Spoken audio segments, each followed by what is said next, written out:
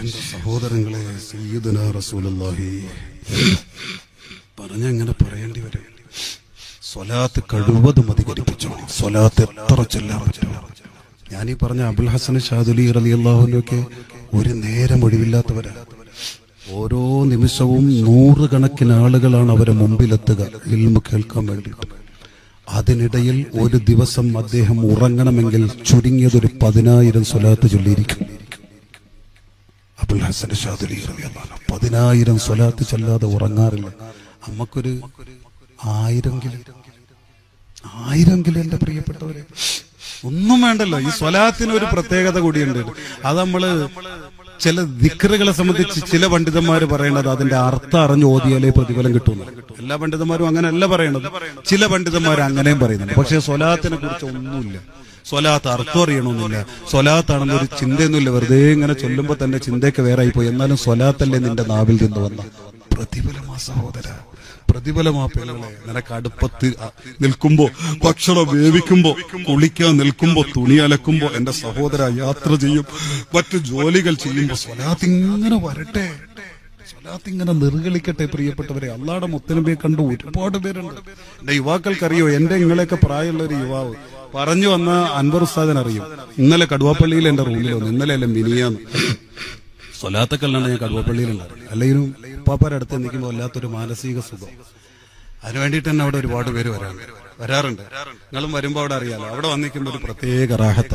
അവിടെ നിന്ന് സങ്കടം പറയുമ്പോൾ അവിടെ വന്ന് ആ മഹാൻ കിടക്കുന്ന ഓരത്തുനിന്ന് തൗബ ചെയ്യുന്നവരെയൊക്കെ ഞാൻ കണ്ടിട്ടുണ്ട്. പൊട്ടിക്കരഞ്ഞ് തൗബ ചെയ്യുന്നവരെ. അത് ഈ പറഞ്ഞ ഉസ്താദുമാരല്ല, നല്ല രീതിയിൽ മോഡേണായിട്ട് നടന്ന 1-2 സഹോദരങ്ങൾ വന്ന് നിന്ന് ദുആ ചെയ്യുന്നത് ഞാൻ കണ്ടതാണ്. അവര് പൊട്ടിക്കരഞ്ഞു കണ്ട തൗബയാണ്. ഇപ്പൊ കഴിഞ്ഞ വ്യാഴാഴ്ച ഒരു സഹോദരൻ എന്റെ റൂമിൽ വന്നിരുന്നു. അൻവർ ഉസ്താദിന് പറയും, പറഞ്ഞു വരാൻ പാടില്ല. അദ്ദേഹം എന്റെ അടുത്ത് വന്നിരുന്നിട്ട് പറയേ, ഞാൻ മുത്തുനബിയെ സ്വപ്നം കണ്ടു ഉസ്താദെ, മുത്തുനബിയെ സ്വപ്നം കണ്ടു. മിനിയാന്ന് വന്നിരുന്നിട്ട് പറഞ്ഞു. ഞാൻ നേരത്തെ പറഞ്ഞൊരു മജ്ലിസില്ലേ, റബീഉൽ അവ്വലിന്റെ തലേ ദിവസം നടത്തിയ മജ്ലിസ്, അവിടുത്തെ ഉസ്താദിനോട് ഞാൻ ചോദിച്ചു, സഹോദരൻ നിങ്ങൾ മുത്തുനബിയെ സ്വപ്നം കണ്ടിട്ടുണ്ട്? അതിന് അദ്ദേഹം മറുപടി ഒന്നും പറഞ്ഞില്ല. അദ്ദേഹം അതിനെനിക്ക് തന്ന മറുപടി, ഉസ്താദ് ഇതേ ഈ വീട്ടിനകത്തൊരു ഉമ്മ ഇരിക്കണ്ട, ആ ഉമ്മ ഒരുപാട് തവണ, ഒന്നല്ല ഒരുപാട് തവണ അള്ളാഹുടെ മുത്തുനബിയെ സ്വപ്നം കണ്ടിട്ടുണ്ട്. മുത്തുനബിയിൽ നിന്ന് നിർദ്ദേശങ്ങൾ അവർക്ക് കിട്ടിയിട്ടുണ്ട്. കാരണം എന്താണെന്നറിയോ? അവരെപ്പോഴും സ്വലാത്താണ്. നമ്മളങ്ങനെ ചൊല്ലിക്കൊണ്ടിരുന്നാൽ മതി. സ്വലാത്ത് തന്നെ നമുക്ക് ദുആയാണ്. നമ്മൾ ആ സ്വലാത്ത് കൂട്ടുന്നതിനനുസരിച്ച് നമ്മളെ ആവശ്യങ്ങളൊക്കെ അല്ലാഹ് ഇങ്ങനെ നിറവേറ്റി തരും. ആ സ്വലാത്ത് തന്നെ ദുആയിട്ട് മാറും. എന്റെ പ്രിയപ്പെട്ട സഹോദരങ്ങളെ, അള്ളാഹുടെ മുത്തുനബി ഒരിക്കൽ പറഞ്ഞു, അർശിന്റെ തണല് കിട്ടുന്ന 3 കൂട്ടർ.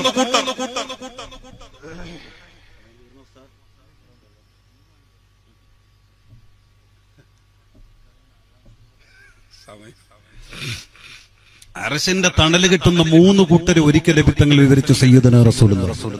7 കൂട്ടർ വേറെ ഉണ്ട്. ഇത് ഒരിക്കൽ പറഞ്ഞു. അങ്ങനെ അർശിന്റെ തണല് കിട്ടുന്ന പല ഭാഗങ്ങളിൽ പല സമയത്തും പറഞ്ഞു. അതിലൊരു സമയത്ത് പറഞ്ഞു 3 കൂട്ടർക്ക് അർശിന്റെ തണല് കിട്ടും. യൗമ ലാ ഇല്ല ഇല്ലാ ബില്ലാഹ്. സ്വഹാബത്ത് ചോദിച്ചു, ഖീല മൻ ഹും യാ റസൂലല്ലാഹ്, ആരാണ് ഈ 3 കൂട്ടർ? അള്ളാഹുടെ മുത്തുനബി പറഞ്ഞു കൊടുത്തു. ശ്രദ്ധിച്ചു, മൻ ഫറജ അൻ മക്റൂബി മിൻ ഉമ്മത്തി, എന്റെ സമുദായ മക്കളുടെ ബുദ്ധിമുട്ടുകളും പ്രയാസങ്ങളും കണ്ടിട്ട് അവരെ സഹായിക്കാൻ പോകുന്നവരില്ലേ, ഇവർക്ക് നാളെ അർശിന്റെ തണല് കിട്ടുമെന്ന് നബിയുനാ റസൂലുള്ളാഹി. എല്ലാ നാട്ടിലുണ്ട് കുറെ അങ്ങനത്തെ ചെറുപ്പക്കാർ. അവർക്ക് ഇത്തിരി ദീനൊക്കെ കുറവായിരിക്കും, എന്നാലും ചിലർക്ക് നല്ല ദീനുണ്ടാവും. ഒരു സ്ഥലത്ത് ഒരു മരണം നടന്നു കേട്ടാൽ ഓടി അവരവിടെ എത്തും. എന്ത് സഹായം വേണോ ചെയ്തു. അവിടെ ഒരു കല്യാണം നടന്നു, പാവപ്പെട്ടവരാണ്, ഒന്നും നോക്കൂല, അവരെ സഹായിച്ചിട്ടുണ്ടോ, ദുരിതപ്പെടുത്തിയിട്ടുണ്ടോ, അതൊന്നും നോക്കൂല, ഓടി അവിടെ എത്തും. അവിടെ വേണ്ട സഹായങ്ങൾ അവിടെ ചെയ്തു, അല്ലേ? അപ്പുറത്തെ വീട്ടിലെ പെരപ്പണി അടക്കുക, അവർക്ക് അവിടെ സഹായിക്കാനും കോൺക്രീറ്റ് നോക്കാനൊന്നും ആളില്ല, ഓടി അവിടെ ചെല്ലും. എന്നിട്ട് വേണ്ടതൊക്കെ എന്താന്ന് വെച്ചാൽ ചെയ്യുകയും പറയുകയും ചെയ്യുന്ന കുറെ ചെറുപ്പക്കാരുണ്ടാവും, നമ്മുടെ നാട്ടിലുണ്ടാവും. അള്ളാഹുടെ മുത്തുനബി അവരുടെ ഗുണം പറയേ, അവരെന്നും നമ്മൾ അവഹേളിക്കരുത്, അവരെ കൊച്ചാക്കി കാണരുത്. നമുക്ക് ചെയ്യാൻ പറ്റാത്ത ഒരു വലിയ പ്രവൃത്തി അവർ ചെയ്യണം, അതൊരു വല്ലാത്ത തൗഫീഖാണ്. അവിടെ ഏത് പാവങ്ങൾ, അവര് ആരെന്നും നോക്കില്ല, അവർ ഓടിയെത്തും അവിടെയൊക്കെ സഹായിക്കാൻ വേണ്ടിയിട്ട്. അത് കല്യാണമാണോ മരണ വീടാണ്, നമ്മുടെ സഹായം ആവശ്യമാണെന്ന് കണ്ട അവരവിടെയൊക്കെ എത്തും. അവർക്ക് പൈസ കൂലി അതൊന്നും അതൊന്നും അവർ മോഹിക്കല്ല. ചിലപ്പോ കൊടുത്താൽ വാങ്ങാതിരിക്കുക, അതൊന്നും അവിടെ ലക്ഷ്യമില്ല. മയ്യത്ത് മറമാടാനല്ല, അങ്ങനെ ഉണ്ടല്ലോ കുറെ മയ്യത്ത് മറമാടാൻ അവര് മുന്നിരിക്കും. എന്താ ബന്ധം? ഒരു ബന്ധമില്ല. ഒരു മുസ്ലിം സഹോദരൻ, അതിൽ പ്രത്യേകിച്ച് ഒരു താല്പര്യമില്ല. ഇങ്ങനെയൊക്കെ നടക്കുന്നവർ അല്ലാഹുവിന്റെ മുത്തുനബി പറയേ, അങ്ങനെ ഈ സമുദായ മക്കളിൽ ബുദ്ധിമുട്ട് അനുഭവിക്കുന്നവരുടെ പ്രയാസങ്ങളെ നീക്കിക്കൊടുക്കാൻ സഹായിക്കാൻ ആരൊക്കെ രംഗത്ത് വരുമോ അവർക്ക് നാളെ അർശിന്റെ തണല് കിട്ടുമെന്ന് സയ്യിദുനാ റസൂലുള്ളാഹി. രണ്ട് വാഹിയാ സുന്നത്ത്, എന്റെ സുന്നത്തിനെ ഹയാത്താക്കുന്നവർ. നബിയുടെ സുന്നത്തുകൾ ഉണ്ടല്ലോ ചര്യ, ഇത് ഹയാത്താക്കുന്നവർ. എന്റെ മോളെ കല്യാണം നബിയുടെ സുന്നത്ത് അനുസരിച്ചേ നടക്കാം, അല്ലേ? അതിരാമട്ടം ഉസ്താദിന്റെ അവിടെ ഇപ്പൊ പരിപാടിക്ക് പോയി. അവിടെ ഇപ്പൊ കല്യാണം ഉണ്ടായിരുന്നു, ഉസ്താദിന്റെ മകളുടെ കുട്ടിയുടെ കല്യാണം. കേരളം അങ്ങോളം ഇങ്ങോളമുള്ള എണ്ണം പറഞ്ഞ ആലിമീങ്ങളുണ്ടായിരുന്ന കല്യാണം. പിന്നെ ഉസ്താദിന്റെ പേര് പറയുമ്പോ തന്നെ നമുക്കറിയാം. അതിനിടയിൽ ഉസ്താദ് പറഞ്ഞ വാക്ക, അല്ലാഹുവിന്റെ മുത്തുനബിക്ക് നിരക്കാത്ത ഒരൊറ്റ പ്രവൃത്തി ഈ കല്യാണ സദസ്സിൽ നടക്കാൻ പാടില്ല. അതുകൊണ്ട് ഒരാള് പോലും മൊബൈല് പോലും എടുത്തൊരു ഫോട്ടോ എടുക്കും. ആ നേരത്തെ അദ്ദേഹത്തിന്റെ മുഖമൊക്കെ അങ്ങോട്ട് ചുവന്നു. അല്ലാഹുവിന്റെ മുത്തുനബിക്ക് ഇഷ്ടപ്പെടാത്ത ഒരു പ്രവൃത്തി ഈ സദസ്സിൽ നടക്കാൻ പാടില്ല.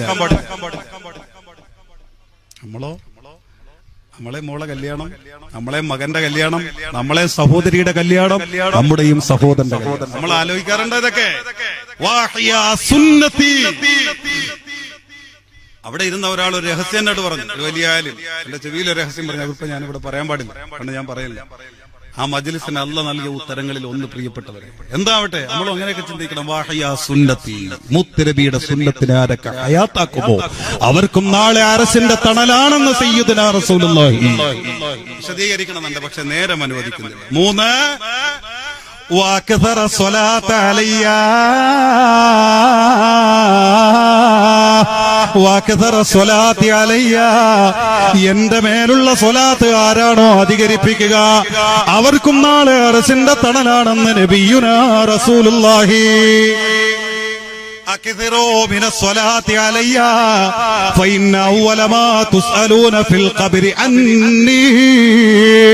മറ്റൊരു ഹദീസ്, എന്റെ മേലുള്ള സ്വലാത്ത് നിങ്ങൾ പരമാവധി അധികരിപ്പിക്കണേ. നാളെ ഖബറിന്റെ ഉള്ളറയിൽ കിടക്കുമ്പോ നിങ്ങളോട് ആദ്യമായി മലക്കുകൾ ചോദിക്കുന്ന ചോദ്യം എന്നെ കുറിച്ചാ.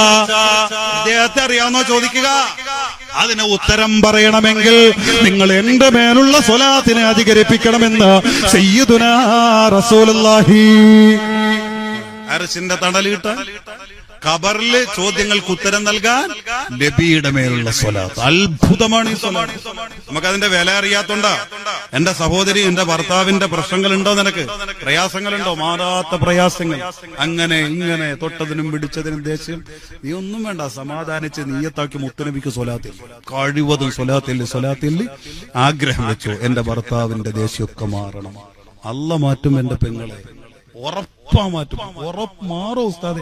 ആ വസ്വാസ് വേണ്ട നിനക്ക്, കാരണം ഇത് സ്വലാത്ത. ഉറപ്പിച്ചു.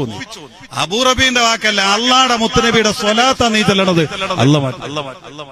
എന്റെ അനുഭവം, എന്റെ പ്രിയപ്പെട്ടവരെ, നടക്കൂലെന്ന് കരുതിയ പ്രശ്നത്തിന് അല്ലാഹ് പരിഹാരം തന്നു എന്റെ മുത്തുനബിയിലൂടെ സയ്യിദുനാ റസൂലുള്ളാഹി. അയൽക്കാരുടെ ശണ്ട തീർക്കണോ? മുത്തുനബിയിലേക്ക് സ്വലാത്ത് ചൊല്ലിക്കോ. ആ ആഗ്രഹം വെച്ചിട്ട് എന്റെ ഏത് പ്രശ്നവും, എന്റെ മക്കള് നന്നാവണോ, എന്റെ ഉമ്മാടെ പ്രയാസം മക്കളെ കൊണ്ടുണ്ടോ? സ്വലാത്ത് സ്വലാത്ത് സ്വലാത്ത് സ്വലാത്ത് സ്വലാത്ത് ലഹരിയാകണം. അവസാന കണക്ക് കൂട്ടി വരുമ്പോ മലക്കുകൾ എഴുതി എണ്ണി റബ്ബിനോട് പറയണം, നബി അല്ലാഹ് ഇവന്റെ ജീവിതത്തിൽ ഒരുപാട് വാക്കുകൾ നിർഗളിച്ചിട്ടുണ്ട്, പക്ഷേ ആ വാക്കുകളുടെ എണ്ണത്തിൽ വെച്ച് ഏറ്റവും വലുത് നബിയുടെ മേലുള്ള സ്വലാത്തായിരുന്നുവെന്ന് പറയണം. അപ്പോഴാ നബി സന്തോഷിക്കുക, അപ്പോഴാ അഭിമാനിക്കാൻ അവസരം. ജീവിതത്തിലെ ഏറ്റവും വലിയ വാക്ക്, ഏറ്റവും എണ്ണിപ്പറഞ്ഞ വാക്ക്, അധികരിച്ച വാക്ക് സ്വലാത്താകണം എന്റെ പ്രിയപ്പെട്ടവരെ. ഒരു സ്വലാത്തിന്റെ പുണ്യം കേൾക്കണം, ഒരുപാടിന്റെ വിശദീകരിക്കാൻ നേരമില്ല.